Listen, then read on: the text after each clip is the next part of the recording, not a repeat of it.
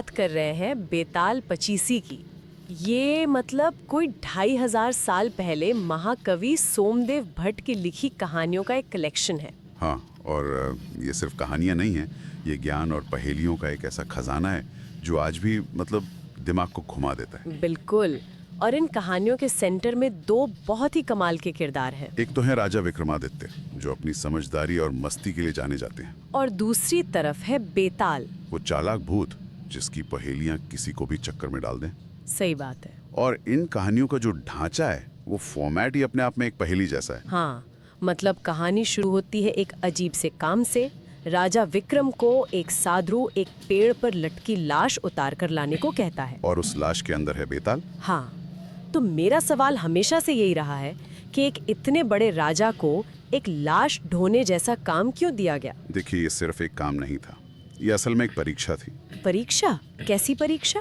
वो साधु ये देखना चाहता था कि क्या राजा विक्रम अपने पद से, अपनी शान से ऊपर उठकर एक शिष्य की तरह काम कर सकते हैं। ये उनके अहंकार का टेस्ट था एक तरह से। अच्छा, और बेताल की शर्त उसी परीक्षा का अगला लेवल थी। बिल्कुल। शर्त ये कि मैं रास्ते में कहानी सुनाऊंगा और आखिर में एक सवाल पूछूंगा, और अगर राजा ने जवाब जानते हुए भी अपना मुंह खोला तो बेताल वापस पेड़ पर उड़ जाएगा। हाँ, और राजा विक्रम जो न्याय करने के लिए इतने मशहूर हैं, वो हर बार खुद को रोक ही नहीं पाते। वो जानते हैं कि बोलने का नतीजा क्या होगा, फिर भी बोलते हैं और बेताल उड़ जाता है। ये साइकिल बार बार चलता है। आज हम इसी अजीब और रोमांचक सफर की कुछ कहानियों और इनकी पहेलियों की गहराई में उतरेंगे। तो ये सब शुरू कहाँ से हुआ? कहानी शुरू होती है गोदावरी नदी के किनारे राजा विक्रम के राज्य से। एक दिन उनके दरबार में एक साधु आता है और उन्हें एक फल देता है। और ये रोज होने लगा। राजा वो फल अपने खजांची को दे देते थे। हाँ, कई दिनों तक यही चला। फिर एक दिन राजा ने यूं ही वो फल पास बैठे एक बंदर को दे दिया। और जैसे ही बंदर ने उसे काटा, फल के अंदर से एक बेशकीमती रत्न निकला। राजा तो चौंक गए होंगे। उन्होंने फौरन खजाने से सारे पुराने फल मंगवाए, और जब उन सड़े हुए फलों को तोड़ा गया तो हर एक में से एक एक रत्न निकला। यहाँ राजा का चरित्र देखिए। उन्होंने वो सारे रत्न गरीबों में बंटवा दिए और उस साधु का इंतजार करने लगे। मतलब लालच से ज्यादा वो इस रहस्य को समझना चाहते थे। बिल्कुल। अगले दिन जब साधु आया तो राजा ने इन कीमती तोहफों की वजह पूछी। साधु ने बताया कि उसे एक तांत्रिक साधना पूरी करने के लिए एक वीर पुरुष की मदद चाहिए। और उसने राजा को अगली अमावस्या की रात शहर से दूर एक शमशान में बरगद के पेड़ के नीचे बुलाया। और राजा विक्रम अपने वादे के पक्के उस डरावनी रात में अकेले वहां पहुंच गए। वहां साधु ने उन्हें पास के इमली के पेड़ पर उल्टी लटकी एक लाश लाने को कहा। जब राजा उस लाश को उतारने लगे तो वो जोर से हंस पड़ी। तभी विक्रम समझ गए कि इसमें कोई भूत है। फिर भी वो डरे नहीं। उन्होंने लाश को कंधे पर लादा और चल पड़े। और यहीं से बेताल का खेल शुरू होता है। वो अपना नाम बताता है और शर्त रखता है। राजा, सफर लंबा है तो मैं कहानी सुनाता हूँ, पर याद रखना अगर तुम बोले तो मैं चला। राजा मान जाते हैं और यहीं से उन 25 कहानियों का वो अंतहीन सिलसिला शुरू होता है। तो बेताल की जो पहली कहानी है वो वाकई दिमाग में कई दिनों तक घूमती रही मेरे। इसमें एक ऐसी दुविधा है जिसका कोई सीधा जवाब हो ही नहीं सकता। आप मंदारवती वाली कहानी की बात कर रही हैं? हाँ, एक बहुत सुंदर लड़की मंदारवती, जिसके लिए 3 लड़के दीवाने थे, और तीनों ने धमकी दी कि अगर मंदारवती किसी और की हुई तो वो अपनी जान दे देंगे। जाहिर है पिता एक बहुत बड़ी मुश्किल में फंस गए। किसी एक को चुनते तो बाकी 2 अपनी जान दे देते, इसलिए उन्होंने किसी से भी उसकी शादी न करने का फैसला किया। लेकिन किस्मत को कुछ और ही मंजूर था। हाँ, अचानक एक दिन मंदारवती को तेज बुखार आया और उसकी तीनों ने अपना दुख और प्यार बहुत अलग अलग तरीकों से दिखाया। पहला वाला तो उसकी राख की ढेरी पर ही कुटिया बनाकर रहने लगा। दूसरा उसकी अस्थियां लेकर उन्हें गंगा में विसर्जित करने चला गया, जैसे एक बेटा अपना फर्ज निभाता है। और तीसरा, वो तपस्वी बनकर दुनिया में भटकने निकल पड़ा। और भटकते भटकते उस तीसरे लड़के को एक ब्राह्मण मिला जिसके पास एक किताब थी। उस किताब में मरे हुए इंसान को राख से जिंदा करने का मंत्र था। उसने रात में चुपके से वो किताब चुरा ली और सीधा शमशान की तरफ भागा। जब तक वो पहुंचा, दूसरा लड़का भी गंगा से लौट आया था और पहला तो वहीं था ही। तीनों ने मिलकर वो मंत्र पढ़ा और एक चमत्कार हुआ। मंदारावती राख से दोबारा जिंदा हो गई। और जैसे ही वो जिंदा हुई, तीनों में झगड़ा शुरू हो गया कि उस पर किसका अधिकार है। सब कहने लगे कि मेरी वजह से ये वापस आई है। बेताल ने यही कहानी रोकी और विक्रम से पूछा, राजा बताओ, उन तीनों में से मंदारोवती का असली पति कौन होना चाहिए? ये सिर्फ एक सवाल नहीं है, ये अधिकार, कर्तव्य और प्रेम के बीच का फर्क पूछ रहा है ना? बिल्कुल। विक्रम ने एक पल सोचा और जवाब दिया। उन्होंने कहा, जिसने मंत्र पढ़कर उसे जीवन दिया वो एक तरह से उसका निर्माता हुआ, यानी पिता समान। और जो उसकी अस्थियों को गंगा ले गया, उसने बेटे का धर्म निभाया, तो वो पुत्र समान है। आखिर में विक्रम ने कहा, लेकिन जो लड़का सच्चे प्रेम के कारण उसकी राख पर ही सोता रहा, जो उसके जाने के बाद भी उसी की यादों में रहा, पति होने का सच्चा अधिकारी वही है। क्या अद्भुत तर्क है। विक्रम ने रिश्ते को केवल कर्म से नहीं, बल्कि उस कर्म के पीछे की भावना से जोड़ा। निर्माण, कर्तव्य और प्रेम। सही कहा। मतलब जिसने उसे जिंदा किया, उसका दावा सबसे मजबूत नहीं होना चाहिए था। यहाँ विक्रम ने भावना को कर्म से ऊपर रखा। हाँ, ये दिखाता है कि उनके न्याय में तर्क के साथ साथ मानवीय संवेदनाओं की भी जगह थी। और सच बोलने की यही आदत एक बार फिर विक्रम पर भारी पड़ी। जवाब पूरा होते ही बेताल उनके कंधे से आजाद हो गया। तो पहली पहेली में विक्रम ने प्रेम की भावना को सबसे ऊपर रखा, लेकिन अगली कहानी में बेताल ने एक ऐसी गुत्थी पेश की जहां सवाल भावना का नहीं, बल्कि शरीर और पहचान का था। ये और भी ज्यादा पेचीदा है। हाँ, ये कहानी थोड़ी अजीब है।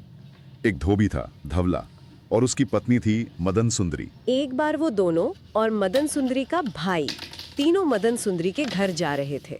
रास्ते में दुर्गा देवी का एक मंदिर पड़ा। और यहाँ से कहानी एक अप्रत्याशित मोड़ लेती है। मदन सुंदरी का भाई देवी का बहुत बड़ा भक्त था। उसने जोश में आकर देवी को सबसे बड़ी बलि देने का फैसला किया और अपना ही सिर काटकर चढ़ा दिया। जब वो काफी देर तक नहीं लौटा, तो मदन सुंदरी ने अपने पति धवला को देखने भेजा। अपने साले की ये हालत देखकर धवला भी भावुक हो गया और उसने भी अपना सिर काटकर देवी को चढ़ा दिया। अब सोचिए, मदन सुंदरी अकेली रह गई। उसने दोनों को मृत पाया और खुद भी अपनी जान देने का फैसला किया। लेकिन उसने देवी से प्रार्थना की कि अगले जन्म में उसे यही भाई और पति मिले। देवी उसकी भक्ति से प्रसन्न हुई और उसे रोक दिया। उन्होंने उसे दोनों के सिरों को उनके धड़ से जोड़ने के लिए कहा और जीवन दान का वरदान दिया। लेकिन जल्दबाजी में मदन सुंदरी ने अपने भाई और पति के सिरों की अदला बदली कर दी। उसने भाई का सिर पति के धड़ से और पति का सिर भाई के धड़ से जोड़ दिया और देवी ने दोनों को जीवित कर दिया। अब वो हैरान और परेशान थी। और बेताल ने विक्रम से यही सवाल पूछा, राजा बताओ, अब उन दोनों में से मदन सुंदरी का पति कौन है? ये पहचान और अस्तित्व का सवाल है।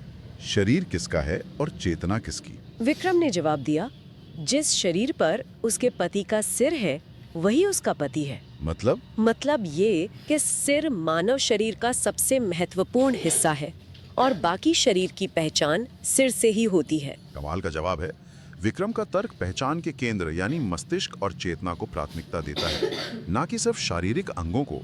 ये एक बहुत ही तार्किक और दार्शनिक जवाब है। ये सोच उस जमाने के लिए बहुत क्रांतिकारी थी, जब शरीर और वंश को ही सब कुछ माना जाता था। सही बात है। और जाहिर है, विक्रम के बोलते ही बेताल फिर से उड़ गया। विक्रम और बेताल की एक और कहानी है जो सम्मान और रिश्ते की एक अलग ही परत को उजागर करती है। राजकुमारी सोना की कहानी। हाँ, किशन नगर की राजकुमारी सोना, जिसे लड़कों की तरह पाला गया था। वो पढ़ाई के साथ साथ तलवारबाजी और धनुर्विद्या में भी निपुण थी। और शादी के लिए उसने एक शर्त रखी, वो उसी से शादी करेगी जो उसे लड़ाई में हराएगा। कई राजकुमार आए, लेकिन कोई भी उसे हरा नहीं सका। फिर आया चंदन घर का राजकुमार उदय वर्मा। वो रोज भीड़ में बैठकर सोना की लड़ाई को ध्यान से देखता था।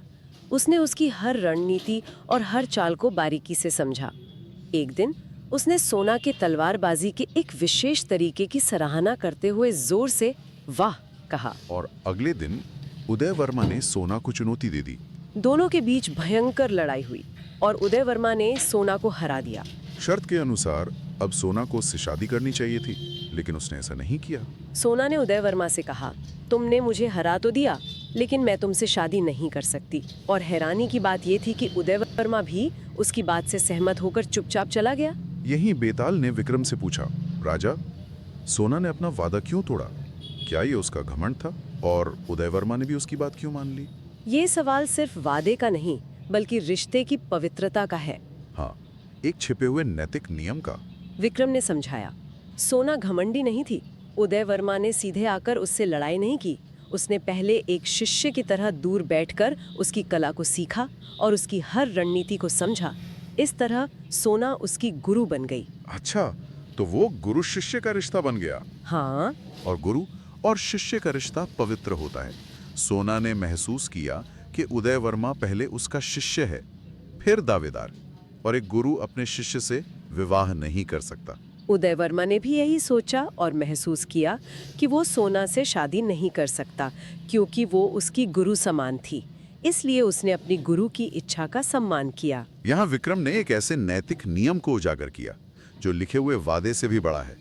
यह दिखाता है कि न्याय सिर्फ नियमों पर नहीं बल्कि रिश्तों के सम्मान पर भी आधारित होता है। और एक बार फिर विक्रम के बोलते ही बेताल गायब हो गया। हर बार की तरह। तो ये थी विक्रम और बेताल की कुछ कहानियां। ये सिर्फ मनोरंजन नहीं है, बल्कि ये हमें न्याय, कर्तव्य, पहचान और रिश्तों के बारे में सोचने पर मजबूर करती हैं। और सबसे दिलचस्प बात राजा विक्रम का चरित्र है। वो जानते हैं कि बोलने से बेताल उड़ जाएगा और उनकी मेहनत बेकार हो जाएगी, फिर भी वो चुप नहीं रह सकते। एक सच्चे राजा की तरह न्याय करना और सच बोलना उनका स्वभाव है। ये उनकी सबसे बड़ी ताकत भी है और इस काम में उनकी सबसे बड़ी बाधा भी। बिल्कुल, ये चक्र उनकी दृढ़ता और न्याय के प्रति उनकी प्रतिबद्धता को दिखाता है। अब जब हमने इन कहानियों और पहेलियों पर चर्चा कर ली है, तो एक सवाल सोचने के लिए छोड़ जाते हैं। याद है, ये सब एक ऋषि के कहने पर शुरू हुआ था जिसका एक आध्यात्मिक लक्ष्य था। हाँ, ये सवाल मन में रह जाता है। उस ऋषि का असली मकसद क्या हो सकता है? वो एक राजा को बार बार एक ही थका देने वाले काम में क्यों लगा रहा है? इन पहेलियों को सुलझाने से उस ऋषि का कौन सा बड़ा लक्ष्य पूरा हो रहा था? हो सकता है ये पूरा चक्र विक्रम को यह सिखाने के लिए था कि एक राजा का धर्म सिर्फ जीतना नहीं, बल्कि हर हाल में न्याय के पक्ष में खड़ा होना है, भले ही उसे इसके लिए बार बार हारना पड़े। मतलब असली मंजिल वो लाश लाना था ही नहीं, बल्कि उस सफर में न्याय के हर इम्तिहान को पास करना था। वाह, मतलब शायद वो साधु विक्रम को एक बेहतर राजा बना रहा था बिना बताए। इन पहेलियों को सुलझाकर विक्रम सिर्फ बेताल को नहीं बल्कि खुद को भी बेहतर समझ रहे थे। इस पर विचार किया जा सकता है।